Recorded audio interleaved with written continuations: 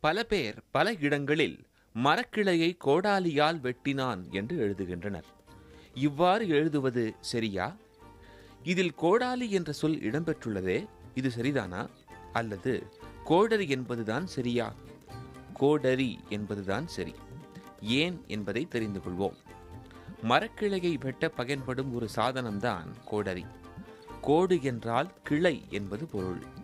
அரி என்றால் அறிதல், அதாவது வெட்டுதல் என்பது பொருள்.